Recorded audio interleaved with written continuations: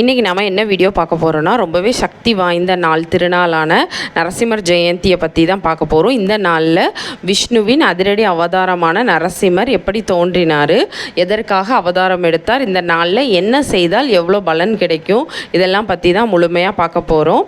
2026ஆம் ஆண்டு நரசிம்மர் ஜெயந்தி ஏப்ரல் 30 அன்னைக்கு அனுஷ்டிக்கப்படுது. இந்த நாள் வைகாசி மாதம் சுக்லபக்ஷ்ண சதுர்த்தி நாள் அன்னைக்கு வருது.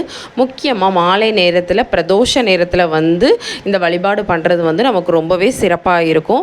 இந்த நாளோட முக்கியத்துவம் என்னென்னா, அதர்மம் அழிஞ்சு பக்தி வெல்லுங்கிறதா தான் இதுக்கு ஒரு மிகப்பெரிய சான்று.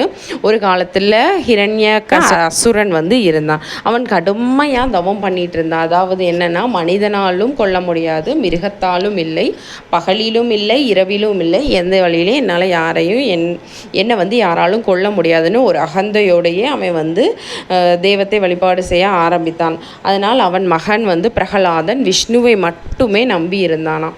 எவ்வளவு துன்பம் வந்தாலும் பிரகலாதன் நாராயணா என்ற அந்த ஒரு வார்த்தை மட்டும் தான் சொல்லிகிட்டே இருப்பான்.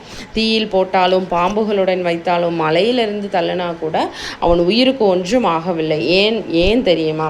உண்மையான பக்தி கடவுள் எப்போதுமே காப்பாற்றுவார். ஒரு நாள் கோபத்தில் ஹிரண்யகசிபு கேட்டான், உன் கடவுள் எங்கே இருக்கான்? அதுக்கு பிரகலாதன் சொன்னான், எங்குமே இருப்பான் அப்படின்னு சொல்லியிருக்கான். அதுக்கு அவன் தூணை காட்டி இங்கே இருப்பானான்னு கேட்டிருக்கான். உடனே அந்த தூணை உடைச்சிட்டு யார் வந்தானா, நரசிம்மர் வருவார். மனிதனும் இல்லாமல் மிருகமும் இல்லாத அரை மனிதன் அரை சிங்கம் உருவத்தில் வருவாது. மாலை நேரமும் இல்லாமல் பகல் நேரம் இரவு நேரமும் இல்லாமல் நடுப்பட்ட ஒரு நேரத்தில் வருவார். உள்ளும் இல்லாமல் வெளியும் இல்லாமல் தனது நகங்களால் ஹிரண்யகசிபுவை அப்படியே அழிச்சிருவார். இதுதான் தர்மத்தின் வெற்றி.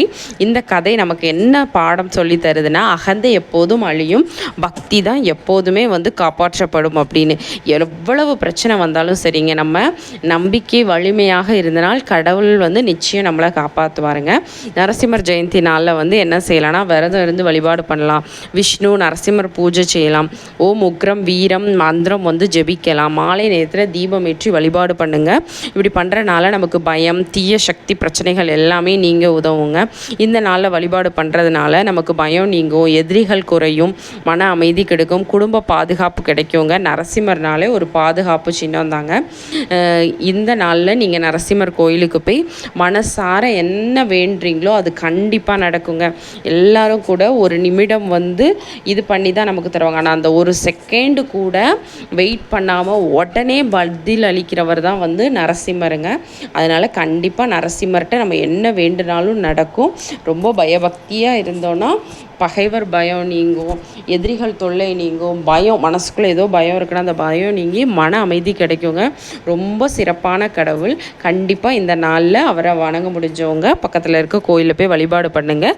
வீட்லேயும் கோயில் போக முடியாதவங்க வீட்டில் விளக்கேற்றி நரசிம்மரை நினச்சி வேண்டிக்கோங்க, நல்லதே நடக்கும். இந்த வீடியோ உங்களுக்கு பிடிச்சிருந்தனா லைக் பண்ணுங்கள், கமெண்ட் பண்ணுங்கள், ஷேர் பண்ணுங்கள். இதே மாதிரி எளிமையான ஆன்மீக தகவலுக்கு நம்மளோட சேனலை மறக்காமல் சப்ஸ்கிரைப் பண்ணிக்கோங்க.